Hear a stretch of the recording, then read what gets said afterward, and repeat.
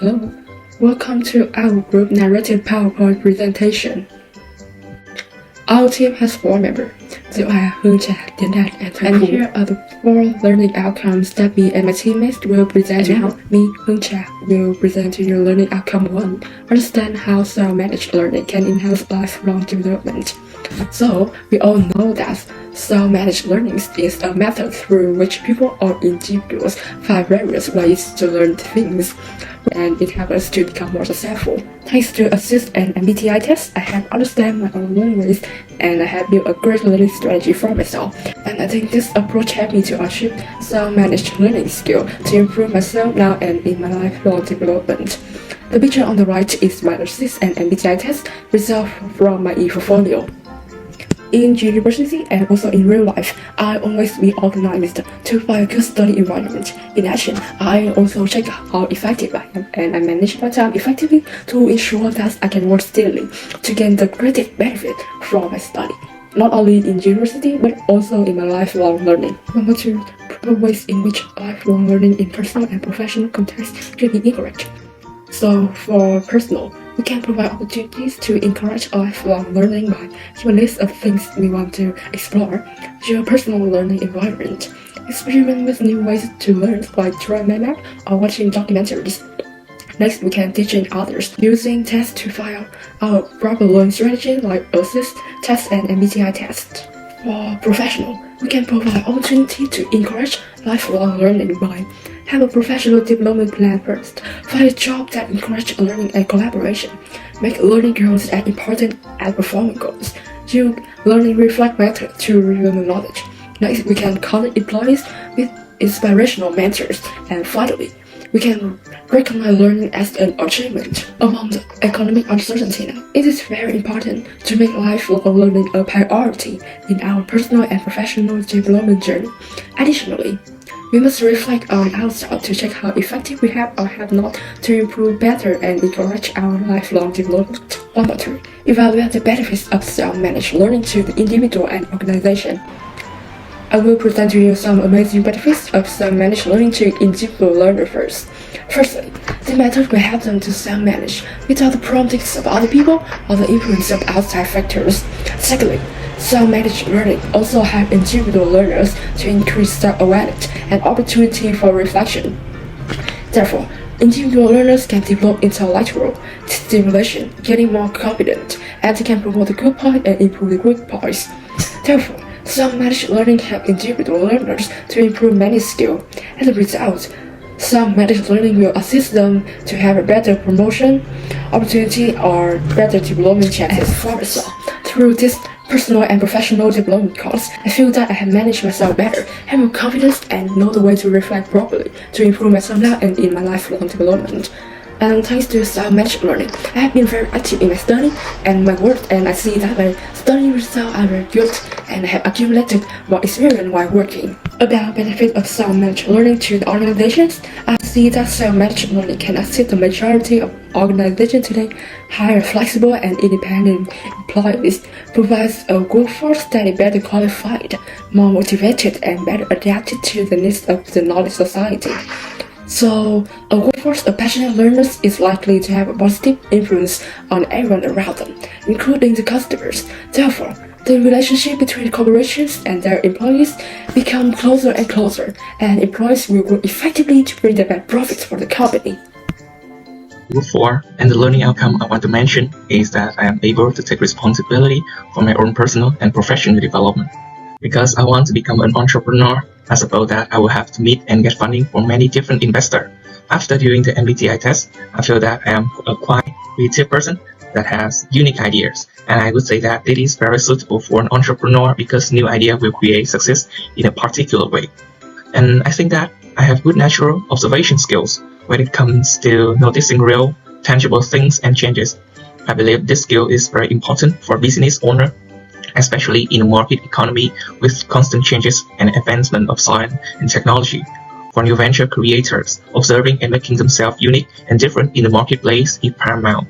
When I become an entrepreneur, I have to become the person running a company or a group of employees, so that my open-minded character and sympathy would help me create a happy and comfortable atmosphere when working together. but my time management is still limited. It can lead to stagnation at work as well as affect the productivity of the company. In running the company, there will be some preparation stages that require a lot of meticulousness and time. However, sometimes my patience is restricted and it's easy to get bored. Next, I will mention is that how I identify own development needs and the activities required to meet them. As a self-made person who like to explore and create new fields, I really want to become a successful entrepreneur. To make it come true, I must initially prepare myself with a lot of diverse knowledge in many fields, especially in economics. I would read books and courses related to my major to build solid knowledge and gain in-depth knowledge. Not only that, I will participate in small business activities through clubs or projects to hone my soft skills such as team working, planning, time management skills. Besides, I need to expand my connection through going to school, working part-time, and joining clubs to meet experienced people who will help me in starting a business in the future. Next is how I can identify development opportunities to meet current and future defined needs. If I could expand my network, perhaps I would meet and interact with people who have started a business. I would have the opportunity to listen to their advice, their company process, and how they run a company. And from their sharing, I can learn from their successes and failures. That would make my startup journey less tricky and less arduous.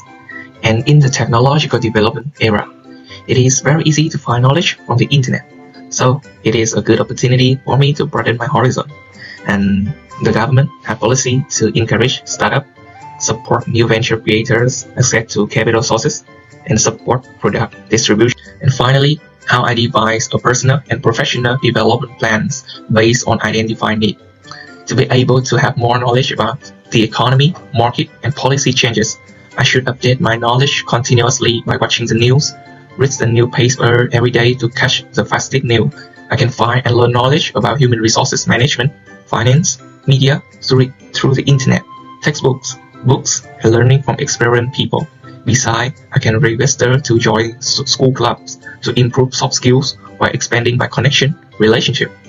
And I, myself, can find part-time jobs to learn the operating procedures and accumulated practice. A professional development plan is a set of actionable steps to achieve my career goals now and in the future.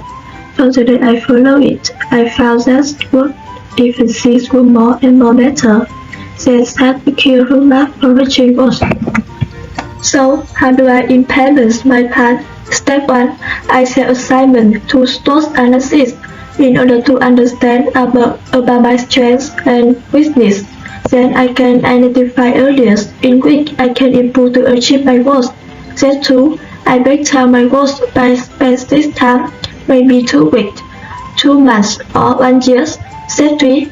Under each goal, I find some actionable ways to achieve the goals like attending workshops or working with a mentor and so on. Finally, I check progress and make adjustments. See goals by summarizing the goals that I did at the same time, make a list of activities that need improvement. The way I undertake and document those activities. To prepare for an internship for next 2 years, I spent 2 weeks studying CV writing online. Thanks to this course, I understood the basic structure of a CV form, with the goal of getting a scholarship in the second year. I read and researched the curriculum at the same time to exercise and combine with other material on the internet. After carrying out the detailed activities, I reflect on my learning abilities, organizational aims, and objective sets. 1 year ago, I was only focused on building in academic knowledge. But at present, my objective is having the necessary knowledge and skill for my future jobs. Finally, I do focus to pay on feedback and evaluations. In the process of fulfilling my goals, the rest of team members support me a lot. They give me some feedback. It's just I have problems with the teamwork and I'm bad in communications. All such are very much necessary for any success in any organization. So feedback is given that I should be responsibility for assigned work, make things more and more in the future, so that speed may not be the reason it not fulfill my aim of life. So finally, thankful is introduce you to learning outcome 4. Hello, my name is Fu, and now I will present for part 4, interpersonal and transferable skill. Select curve engagement. This is a reality of my team when we are assigned weekly missions. Workshop 4 clearly reveals for this part. We had a meeting to discuss this issue. I found that the main cause was lack of engagement between the team members. Since discovering this fatal weakness, we have come up with several solutions, such as when we are sizing, we always do it together, share story to relieve stress and sympathy. We also share more with each other about our strengths, weakness, insights in work so that each person completes the task with personal strengths, such as I can just write a script, I have just create a presentation template. But besides that, my present skill is not good. That's why I have to improve my English communication skill. Confident in front of crowd to improve myself. We may have work and practice. I gradually gained confidence and was able to speak in front of a crowd without being as nervous as before. Step by I can communicate well in English with foreigner friends through social media.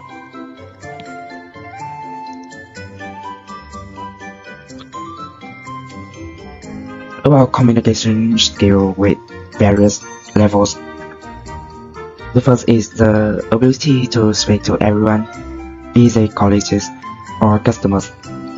With top-notch communication skill, you can adapt to the various temperaments in energy levels and communication styles of others.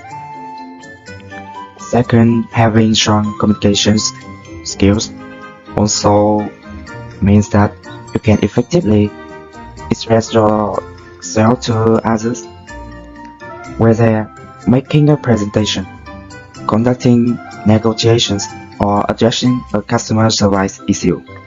For this example about communication skill with various levels.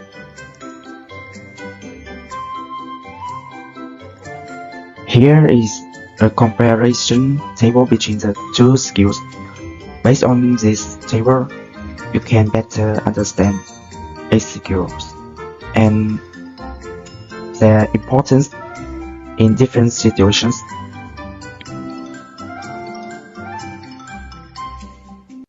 See two examples for two skills. About interpersonal skills, your cover letter is better placed than you receive.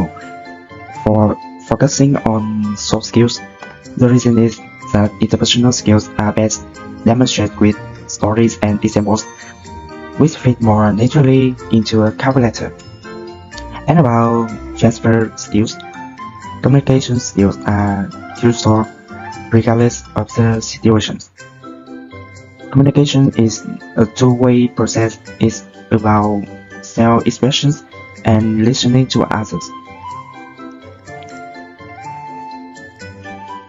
So my presentation ends here. Thank you for your attention.